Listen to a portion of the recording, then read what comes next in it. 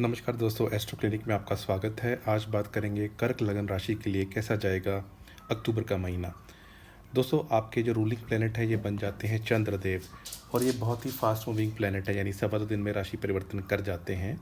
इसीलिए आपको कभी कभार अच्छे दिन बुरे दिन रेगुलरली दिखते रहते हैं, या हेल्थ में ऐसी प्रॉब्लम या मानसिक तौर पे आपको ऐसा फील होता रहता है, क्योंकि चंद्रमा आपके रूलिंग प्लेनेट बन जाते हैं। देखते हैं महीना कैसा जाएगा। सबसे पहले जब महीना स्टार्ट होगा तो चंद्रमा रहेंगे थर्ड हाउस में। आप देख रहे हैं चंद्रमा यहाँ पे हैं और 1 तारीख को ये यहाँ आ जाएंगे, यानी थर्ड हाउस में। थर्ड हाउस का चंद्रमा अच्छा माना जाता है, कहीं ना कहीं आपके अंदर साहस पराक्रम ये बढ़ेगा। लेकिन यहाँ पे आप ये भी ध्यान रखिएगा कि 2 तारीख को सूर्य ग्रहण लगेगा, क्योंकि ये सूर्य जो है वो यहीं पे हैं, चंद्रमा यहाँ आ जाएंगे, बुध और केतु भी यहाँ है, और राहु की दृष्टि है, और मंगल की भी दृष्टि है, और गुरु की भी दृष्टि है। अब ये ग्रहण, क्योंकि इसमें चंद्रमा और सूर्य दोनों इन्वॉल्व हैं, सूर्य आपके धन के मालिक हैं, चंद्रमा आपके राशि या लगन के ही मालिक हैं, तो आपको थोड़ा लो फील होगा इमोशनल लेवल पे। हालांकि इंडिया में ये ग्रहण दिखेगा नहीं, लेकिन आप थोड़ा सा लो फील करेंगे, एनर्जी लेवल भी आपको लो लगेगा। और कोई भी अगर आपको कम्युनिकेशन कोई ईमेल करते हैं तो उसको एक दो बार पढ़ लीजिए, कुछ ऐसा आप उल्टा सीधा लिख के भेज सकते हैं जिससे बाद में प्रॉब्लम हो सकती है। दोस्तों, इसके बाद चंद्रमा आ जाएंगे 3 4 5 तारीख को फोर्थ हाउस में। चंद्रमा फोर्थ हाउस से वैसे तो अच्छा रिजल्ट नहीं देते, लेकिन आपके लिए अच्छा रिजल्ट देंगे। क्यों? क्योंकि एक तो केंद्र का मालिक दूसरे केंद्र में है, उसके बाद चंद्रमा यहाँ बली भी होते हैं और शुक्र के साथ हैं, तो शुक्र का जब भी इनको संग मिलता है तो ये अच्छा ही रिजल्ट देते हैं। तो 3 4 5 तारीख आपके लिए अच्छी जाएंगी। 6 7 और 8 तारीख को चंद्रमा नीच के हो जाएंगे। 8 नंबर राशि में चंद्रमा नीच के होते हैं। अब यहाँ पे क्या होगा, क्योंकि ये केंद्र के मालिकों के त्रिकोण में आए हैं, तो स्टूडेंट्स के लिए अच्छा है, धन आगमन के लिए अच्छा है, लेकिन मेंटल लेवल पे या इमोशनल लेवल पे आप थोड़ा सा वीक फील कर सकते हैं। वहीं 9 और 10 तारीख को आपको वाहन सावधानी से चलाना है। कोई अगर आपकी कोई हेल्थ रिलेटेड प्रॉब्लम चल रही है तो वो बढ़ सकती है, तो इस चीज़ का थोड़ा सा आपको ध्यान रखना है। 11 और 12 तारीख को चंद्रमा आ जाएंगे सेवन्थ हाउस में और अपनी ही राशि को देखेंगे, तो ये दिन अच्छा जाएगा। इन दिनों में आपके बिजनेस में आपको फ़ायदा होगा, आपके पार्टनर से आपको कुछ फ़ायदा हो सकता है, तो कहीं ना कहीं ये स्थितियाँ अच्छी ही बनी रहेंगी। 13 14 तारीख को ये आ जाएंगे अष्टम स्थान में, शनि के साथ होंगे, और ये जो होता है ये विष दोष बन जाता है, तो कहीं ना कहीं ये दिन अच्छे नहीं जाएंगे। तो इन दिनों में आपको अपनी मानसिक स्थिति का स्पेशल ध्यान रखना है। व्हीकल वगैरह का ध्यान से चलाएं और बाहर का खाना अवॉइड करें। फूड पॉइजनिंग या कुछ ऐसी प्रॉब्लम हो उसके लिए स्थितियाँ अच्छी मतलब बनी हुई नहीं रहेंगी। फिर 15 और 16 तारीख को वैसे तो ये दिन अच्छे जाएंगे, क्योंकि चंद्रमा लगन के मालिकों के 9th हाउस में है, ऊपर से राहु के साथ है जो कैटलिस्ट का काम करते हैं, लेकिन राहु फिर भी ग्रहण लगाने का काम करते हैं चंद्रमा के ऊपर। तो अगर आपकी राहु की महादशा में चंद्रमा का अंतर आ रहा है तो उस बात अलग है, अदरवाइज़ ये दिन आपके लिए अच्छा जाएगा। इस पीरियड में आपकी लंबी दूरी की यात्रा भी हो सकती है, कहीं ना कहीं आप कोई धार्मिक स्थानों पर भी विजिट कर सकते हैं, मंदिर वगैरह भी जा सकते हैं। फिर 17 और 18 तारीख को चंद्रमा आ जाएंगे 10th हाउस में, ये बहुत अच्छा रहेगा। उसका कारण ये है कि इनके नौकरी के लिए ये स्थितियाँ आपके लिए फेवरेबल रहेंगी। कुछ आप काम ऐसा करेंगे प्रदर्शन जिसमें आपका अच्छा रिजल्ट दिखता हुआ दिखाई देगा, बॉसेस वगैरह भी आपके काम की सराहना करेंगे। फिर 19 और 20 तारीख को चंद्रमा आएंगे 11th हाउस में, गुरु के साथ होंगे, तो ये बहुत अच्छा गज केसरी राजयोग बन जाता है, और चंद्रमा यहाँ उच्च के होते हैं, तो आपको कोई विशेष लाभ इन 2 दिनों में हो सकता है। कई बार ऐसा होता है कि हमें कोई एग्ज़ाम की डेट लेनी है, कोई इंटरव्यू की डेट प्लान आउट करनी है, या कोई शुभ कार्य करना है, तो उन डेट्स के लिए ये दिन बहुत ही अच्छे होंगे। इसमें आपको एक विशेष लाभ कुछ ना कुछ ज़रूर मिलेगा। 21 22 तारीख को चंद्रमा 12th हाउस में आ जाएंगे। अपनी हेल्थ का, मानसिक स्थिति का ध्यान रखें, कहीं ना कहीं नींद भी आपकी अफेक्ट होगी, तो उस चीज़ का आप ध्यान रखें। दोस्तों, इसके अलावा 23 24 25 को चंद्रमा फर्स्ट हाउस में आ जाएंगे, अपनी ही राशि में होंगे, तो ये बड़ी अच्छी स्थिति बनेगी। कहीं ना कहीं आपका कॉन्फिडेंस बढ़ेगा, आपका मान सम्मान बढ़ेगा, हेल्थ में आपको मेजर इंप्रूवमेंट देखने को मिलेगी। इसके बाद 26 27 को चंद्रमा सेकंड हाउस में आएंगे। यहाँ से आपके धन आगमन के स्तोत्र बढ़ेंगे, आपकी मेहनत से आप धन एकत्रित करने की तरफ अग्रसर होंगे। कई बार ऐसा होता है कि जो पैसा है हमें महीने के बाद आता है, जैसे यूजुअली होता है कि हमने 1 से 30 तक या 1 से 31 तक काम किया, उसके बाद उसका पैसा आया। लेकिन ये वो दिन होंगे जिसमें आपका कुछ पहले का पैसा आया जो है वो आ सकता है। दोस्तों, 28 29 30 को चंद्रमा थर्ड हाउस में आएंगे। अब यहाँ क्योंकि सूर्य नहीं होंगे इस पीरियड में, और बुध भी यहाँ नहीं होंगे, तो चंद्रमा अपना संपूर्ण फल देंगे। तो थर्ड हाउस में चंद्रमा आएंगे तो आपका कम्युनिकेशन अच्छा करेंगे। अगर आप एडिटर हैं, एडिटोरियल आर्टिकल्स लिखते हैं, क्रिएटिव राइटिंग करते हैं, तो उसके लिए पीरियड अच्छा रहेगा। और फिर 31 तारीख को ये आ जाएंगे फोर्थ हाउस में। और फोर्थ हाउस में जब ये होंगे तो इनके साथ बुध भी होंगे और सूर्य भी होंगे, तो कहीं ना कहीं यहाँ पे थोड़ा सा चंद्रमा वीक महसूस करेंगे। तो इस दिन में आपको अपनी हेल्थ का ध्यान रखना है। वैसा दिन होगा दीपावली का, छुट्टी का दिन होता है, तो उस चीज़ों के लिए अच्छा है कि आप पूजा पाठ में लगे रहेंगे तो आपको अच्छा रिजल्ट मिलेगा। आगे बढ़ते हैं, बात करते हैं सूर्यदेव की। सूर्यदेव आपके धन के मालिक हैं और ये चलायमान है थर्ड हाउस में, और 16 तारीख को ये आ जाएंगे फोर्थ हाउस में। दोस्तों, आपके धन का मालिक सुख सुविधा के स्थान पे जा रहा है और नीच का हो रहा है। अब आपके सुख सुविधा के साधन तो बढ़ेंगे, कुछ आपकी प्रॉपर्टी या पैसा आप कुछ इन्वेस्ट करेंगे, अच्छा रिजल्ट आपको मिल सकता है उस सब चीज़ों में। लेकिन सूर्य क्योंकि नीच के हो जाएंगे तो आपको कोई भी गलत तरीके से पैसा एकत्रित करने का काम नहीं करना, वैसे भी नहीं करना चाहिए, रूटीन में भी नहीं करना चाहिए, लेकिन इस पीरियड में आप स्पेशली इस चीज़ का ध्यान रखें। अदरवाइज़ आप सुख सुविधा के ऊपर खर्च करेंगे, हो सकता है ब्यूटी की चीज़ें, कोई गाड़ी का परचेज़ करना, कोई ऐसी चीज़ें आप कर सकते हैं। तो सूर्य का जो गोचर है वो आपके लिए अच्छा ही बना हुआ है, और वहीं सूर्य की दृष्टि पहले पड़ेगी 9th हाउस पे, तो आपके फादर या उनकी पक्ष की उन्नति होगी, आपकी छोटी मोटी लंबी दूरी की यात्रा हो सकती है, आप धर्म कर्म में भी इंटरेस्ट लेंगे। और बाद में जब आ जाएगी इनकी दृष्टि, उच्च की दृष्टि 10th हाउस पे, तो अगर आप सरकारी नौकरी में हैं तो 16 तारीख के बाद से स्थितियाँ बहुत ज़बरदस्त आपके फेवर में आ जाएंगी। दोस्तों, सूर्य के बाद बात करते हैं गुरु की। ये आपके थर्ड इंपॉर्टेंट प्लैनेट बन जाते हैं क्योंकि 9th हाउस के मालिक हैं। अब गुरु जो हैं वो चल रहे हैं 2 नंबर राशि में, जो आप यहाँ पे देख रहे हैं 11th हाउस में। तो गुरु का ये गोचर बहुत ही अच्छा है आपके लिए। कहीं ना कहीं आपको भाग्य से लाभ होगा, संतान पक्ष की उन्नति होगी, आपके छोटे भाई बहन की तरक्की होगी, आपके स्पाउस के लिए भी ये पीरियड अच्छा ही बना हुआ है। तो जो गुरु का गोचर है ये कहीं ना कहीं आपको कुछ अच्छा विशेष लाभ आपके छोटे भाई बहन से, आपके स्पाउस से, संतान से आपको दिला सकता है। दोस्तों, आगे बढ़ते हैं, मंगल की बात करते हैं। अब मंगल भी आपके लिए योग कारक प्लेनेट है। क्यों? क्योंकि वो आपके 10th हाउस के मालिक हैं और 5th हाउस के मालिक हैं। तो मंगल की हम बात करें तो मंगल जो हैं ये आपके 12th हाउस में चल रहे हैं, तो ये जॉब चेंज की तरफ इशारा करता है, क्योंकि 10वें घर का मालिक 12वें घर में जाता है, तो चेंजेस एट वर्क प्लेस, या कई बार ऐसा होता है कि हमारे ऑफिस की ही लोकेशन चेंज हो गई, हमारा ट्रांसफ़र हो गया, हमें विदेश में भेज दिया गया। ये जो लोग मल्टीनेशनल कंपनी में काम करते हैं, कई बार उनके साथ भी ऐसा होता है कि पहले ये डिपार्टमेंट संभाल रहे थे, अब डिपार्टमेंट चेंज हो गया। तो ये पीरियड कुछ चेंज लेके आएगा और वो चेंज आपके लिए अच्छा ही होगा। और इसके अलावा जो है संतान पक्ष से आपकी थोड़ी फिजिकल, मेंटल, इमोशनल दूरी हो सकती है, या तो दूर पढ़ने के लिए वो चले गए या आप दूर चले गए, तो ऐसी कोई स्थिति बन सकती है। दोस्तों, अब मंगल की भी क्योंकि दृष्टि है थर्ड हाउस पे, जहाँ पे ग्रहण होगा, और मंगल 12वें घर में बैठे हैं, तो कहीं ना कहीं विदेश में अगर आप रहते हैं तो वहाँ पे आपके लिए स्थितियाँ थोड़ी ज़्यादा प्रॉब्लमेटिक हो सकती हैं ग्रहण की वजह से। अब बात करते हैं बुधदेव की। अब बुधदेव आपके 12th हाउस के मालिक हैं और थर्ड हाउस के मालिक हैं, चल रहे हैं थर्ड हाउस में ही। तो बुध का एक गोचर बहुत अच्छा है, भले ही इस कुंडली में कारक नहीं होते, लेकिन कोई भी प्लेनेट अपने ही घर को बैठता है तो अच्छा रिजल्ट देता है वहाँ पे। अब बुध जो है ये कम्युनिकेशन, मार्केटिंग, जर्नलिज्म, इन सब जो भी होते हैं वर्क प्लेसेस, कहीं ना कहीं फाइनेंस वाले भी चीज़ों में वो कारक होते हैं।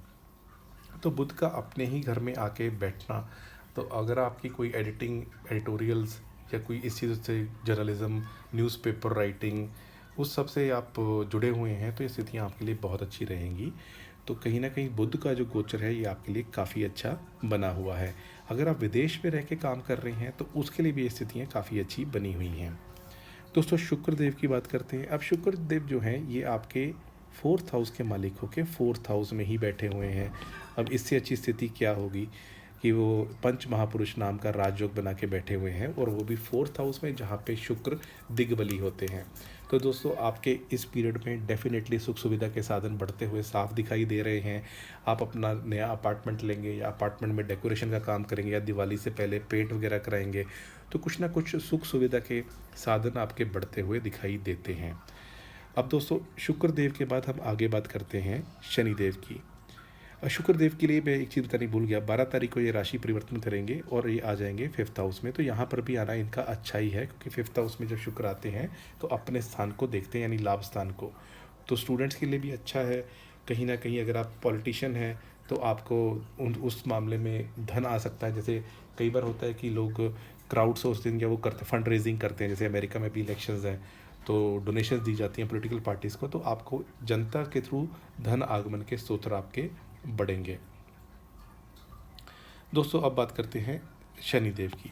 शनिदेव जो हैं ये आपके 7th और 8th हाउस के मालिकों के 8th हाउस में ही चल रहे हैं और ये विपरीत राजयोग में है। विपरीत राजयोग होता है जब भी छठे, 8वें और 12वें का मालिक छठे, 8वें, 12वें में बैठा हो। तो शनिदेव आपके लिए विपरीत राजयोग बना के चल रहे हैं। हालांकि आपकी राशि से अष्टम में है, यानी इसको जैसे कंटक शनि बोलते हैं, चौथे, अगर जैसे ढैया बोलते हैं जिसको, ये चौथे हाउस में होता है तो वो अच्छा नहीं है। राशि से अष्टम में होता है तो ढैया बोलते हैं, या इनकी साढ़े होती है। तो शनिदेव के थोड़े बहुत आप उपाय करते रहें, स्पेशली अगर आपकी शनि की महादशा, अंतर्दशा या प्रत्यांतर दशा टकरा रही है। अदरवाइज़ जो है विपरीत राजयोग, वो भी अष्टम स्थान का, यानी धर्म के मार्ग पे चलते हुए, कुछ ऑकल्ट साइंसेज में इंटरेस्ट लेते हुए, या रिसर्च बेस्ड काम करते हुए, या आप स्पाई एजेंसी में काम करते हैं, तो इन सारी ही स्थितियों में आपके लिए चीज़ें अच्छी ही बनी रहेंगी। वहीं दोस्तों शनिदेव की तीसरी दृष्टि आपके नौकरी भाव पे पड़ रही है, तो और ये इनकी जो दृष्टि है ये नीच की है। तो थोड़ा सा आपको शनि की, अगर आपकी महादशा अंतर्दशा प्रत्यदशा चल रही है तो आपके कार्यस्थल में आपको थोड़ा डिसिप्लिन्ड रहना है, यानी जो काम मिला टाइम पे निपटा दिया, लेज़ी नहीं बनना, इन चीज़ों का आपको ध्यान रखना है। और वहीं इनकी दृष्टि सेकंड हाउस पे पड़ेगी तो धन आगमन के स्तोत्र में भी थोड़ा स्लो डाउन हो सकता है। शनि जहाँ भी देखते हैं चीज़ों को स्लो कर देते हैं, और इनकी जो दृष्टि होती है वो चीज़ों को ख़राब करने का काम करती है। जहाँ बैठते हैं उस स्थान की उसकी वृद्धि करते हैं। तो इस चीज़ को आपको ध्यान रखना है। कई बार होता है कि हमने कोई इनवॉइस भेजनी थी और पैसा आना था तो उसमें हम लेज़ी हो गए, हमने भेजी नहीं, पैसा अटक गया। तो ऐसी चीज़ों का आपको ध्यान रखना है। फिर इनकी 10th दृष्टि पड़ेगी पंचम स्थान पे। पंचम स्थान क्योंकि मंगल का है, वो इनका मित्र का स्थान नहीं है, तो पंचम स्थान में दृष्टि पड़ने से आपके संतान पक्ष को भी कुछ प्रॉब्लम ये दे सकते हैं। अगर आप लॉटरी स्टॉक मार्केट में इन्वेस्ट करते हैं तो उसमें आपको ऐसी चीज़ों में इन्वेस्ट करना चाहिए जो लॉन्ग टर्म में गेन दे। जैसे आज इन्वेस्ट किया कोई ऐसा स्टॉक जो 5 साल तक बाद आप उसको एनकैश करेंगे। जो डे ट्रेडिंग करते हैं, और शनि का ही आपका अभी प्रत्यांतर दशा चल रही है, तो वो पीरियड अच्छा नहीं है। राहु और केतु की बात की जाए, अब राहु जो है वो आपके 9th हाउस में बैठे हैं, केतु 3rd हाउस में बैठे हैं। केतु 3rd हाउस में तो अच्छा रिजल्ट देते हैं, क्योंकि केतु जो है वो मंगल की तरह रिजल्ट देते हैं, और मंगल साहस पराक्रम के देवता हैं। तो केतु 3rd हाउस में बैठते हैं तो आपको अंदर प्यास जागती है कि मैं और मेहनत करूँ और अच्छी तरक्की करूँ। और राहु 9th हाउस में होते हैं तो ये धर्म से परे ले जाने का काम करते हैं, क्योंकि राहु को धर्म से कोई मतलब नहीं है, और ये घर है धर्म का। ये घर हमारे बॉसेस को भी दिखाता है। तो इस पीरियड में हमारे बॉसेस चेंज होकर ऐसे बॉसेस आ सकते हैं जो हमारे साथ अच्छा व्यवहार ना करें, या आपके जो बॉस ऑलरेडी थे उनका बिहेवियर आपकी तरफ अच्छा नहीं रहे, ऐसा हो सकता है। और धर्म, राहु यात्राएं जरूर कराते हैं लेकिन धर्म से परे करते हैं, तो धर्म से परे ना होने के लिए आप धर्म के साथ जुड़े रहें तो आपके लिए स्थितियाँ और अच्छी बनी रहेंगी। दोस्तों ओवरऑल हेल्थ की बात की जाए तो मैंने आपको 2-3 पॉइंट्स बताए। एक तो ये कि चंद्रमा की गति को देखना ज़रूरी होता है। अगर ये छठे में होंगे तो हेल्थ के लिए अच्छा नहीं है, अष्टम में होंगे तो भी अच्छा नहीं है, तो 12वें में होंगे तो अच्छा नहीं है। तो वो डेट्स आपको तो लिखी हुई हैं 9, 10, 13, 14, 21, 22। इसके अलावा 8 नंबर राशि में ये नीच के हो जाते हैं। 6, 7, 8 तारीख को आपको कोई भी रैश डिसीजन मनी मैटर्स में नहीं करना, इस चीज़ का ध्यान रखें। इसके अलावा शनि आपके अष्टम में चल रहे हैं, तो अगर आपकी कर्क राशि है तो उसके थोड़े बहुत उपाय आप करते रहें। फैमिली की बात की जाए तो फैमिली में क्योंकि ग्रहण आपके सेकंड हाउस का ही है जो फैमिली को दर्शाता है, तो 2 तारीख का ग्रहण है, तो 1 तारीख, 2 तारीख, 3 तारीख, ये जो 2-3 दिन पड़ेंगे, इनमें आप फैमिली का ध्यान रखें। किसी की प्रॉब्लम बढ़ सकती है, हेल्थ रिलेटेड या फाइनेंशियल प्रॉब्लम किसी की बढ़ सकती है, आपकी भी बढ़ सकती है। एजुकेशन की बात की जाए तो एजुकेशन अगर आप लेना चाह रहे हैं और विदेश में आपने अप्लाई किया था तो वो आपका काम बन जाएगा। उसके लिए स्थितियाँ अच्छी हैं, उसके लिए आपका धन भी खर्च हो सकता है, जैसे फ़ीस वगैरह भरने में। जो लोग प्रेम प्रसंग में हैं और अक्सर डेटिंग के लिए डेट्स चाहते हैं तो पीरियड बहुत अच्छा तो नहीं है, लेकिन फिर भी आप 3, 4, 5 तारीख को डेटिंग पे जा सकते हैं, और इसके अलावा आप 19, 20 तारीख को भी डेटिंग पे जा सकते हैं। ये 5 दिन आपके लिए बहुत अच्छे रहेंगे। कई बार होता है डेटिंग करनी है, प्रपोज करना है, तो इन दिनों में आप प्लान कर सकते हैं। जॉब के लिए बात की जाए तो चेंज ऑफ जॉब दर्शाता है, जैसा मैंने आपको बताया वो, और उससे आपको लाभ ही होगा, यानी वो बढ़िया ही रहेगा। मैरिज के लिए अभी कोई सूटेबल पीरियड तो नहीं है। आपको गुरु का सपोर्ट ज़रूर मिल रहा है क्योंकि गुरु 11th हाउस में है और शुक्र भी अपनी राशि में है, लेकिन सप्तम स्थान का मालिक खुद ही अष्टम में गया हुआ है, तो मैरिज का इसलिए बहुत अच्छा विशेष योग नहीं बनता। हाँ, हो सकता है कि आप लिव इन में रहें या ऐसी चीज़ें रहें, लेकिन मैरिज के लिए आप कुंडली अपनी मैच करा के ही किसी डिसीज़न पे ले तो ज़्यादा अच्छा रहेगा। स्पाउस की बात की जाए तो स्पाउस की भी कोई लंबी या छोटी दूरी की यात्रा हो सकती है। उनको अपने पूर्व पुण्यों का किए हुए का अच्छा रिजल्ट मिलेगा। अगर वो नौकरी करते हैं तो उनके लिए स्थितियाँ बहुत अच्छी रहेंगी नौकरी में। चेंज ऑफ जॉब, कोई जॉब इंटरव्यू दिया तो कॉम्पिटिटर्स को परास्त करके अच्छा रिजल्ट मिल गया, ये सारी स्थितियाँ स्पाउस के लिए बनती हैं, उस हिसाब से अच्छा है। फाइनेंसिस की बात की जाए तो फाइनेंसिस के लिए मैंने आपको बताया शुरू का एक हफ्ता ठीक नहीं है, उसके बाद स्थितियाँ अच्छी रहेंगी और 16 तारीख के बाद फाइनेंसिस के लिए बहुत ही अच्छा रहेगा। अगर हम ओवरऑल गेंस की बात करें तो गुरु जो आपके 11th हाउस में बैठे हैं, ये अभी वक्री हो जाएंगे 9 तारीख को, लेकिन फिर भी ये ओवरऑल गेंस के लिए बहुत अच्छा रिजल्ट देंगे, क्योंकि शुभ ग्रह जब वक्री होता है तो उसके शुभता में 3 गुना वृद्धि हो जाती है, तो इसलिए वो आपके ओवरऑल गेंस अच्छे होते रहेंगे। दोस्तों अब हम उपाय पे आते हैं। आप ओम सोम सोमाय नमः ये मंत्र किसी भी मंडे को स्टार्ट करके एटलीस्ट 3 महीने करना आपके लिए बहुत विशेष अच्छा रहेगा, क्योंकि चंद्रमा ही आपके लगन या राशि के मालिक हैं, तो आपको चंद्रमा को मजबूत करने की बहुत ज़रूरत पड़ती ही पड़ती है। कर्क लगन राशि ऐसी राशि है या लगन है जिसमें मैक्सिमम प्रॉब्लम इस वजह से आती हैं, यानी अच्छे अच्छे योग भी इसलिए काम नहीं करते क्योंकि लगन का मालिक ही वीक हो जाता है। जैसे विपरीत राजयोग काम नहीं करेगा जब लगन का मालिक वीक होगा। तो इसलिए आपको जो इसका बीज मंत्र है चंद्रदेव का, ये आपको ज़रूर करना चाहिए। 3 महीने तक करें, 2-3 मिनट में ही हो जाता है 108 बार डेली करना। और इसके अलावा आपको ओम नमः शिवाय, शिव चालीसा, ये कुछ भी आप कर सकते हैं, या शिवलिंग पे जल चढ़ाना, ये सब उपाय आपके चंद्रमा को स्ट्रॉन्ग करते हैं। वहीं आप हनुमान चालीसा करें तो बहुत अच्छा रहेगा, आपका 5th हाउस स्ट्रॉन्ग होगा, आपको पूर्व पुण्य किए हुए फलों का अच्छा रिजल्ट मिलेगा। और इसके अलावा आप गुरुदेव के लिए राम रक्षा स्तोत्र करें, ओम नमः भगवते वासुदेवाय नमः मंत्र का जाप करें तो और भी अच्छा रहेगा। दोस्तों ये रहा कर्क लगन राशि के लिए कैसा जाएगा अक्टूबर का महीना। अगर आपको वीडियो अच्छा लगा इसको लाइक कर दीजिए, चैनल पे पहली बार आए हैं चैनल सब्सक्राइब कर लीजिए। आज के लिए इतना ही, आपका बहुत बहुत आभार।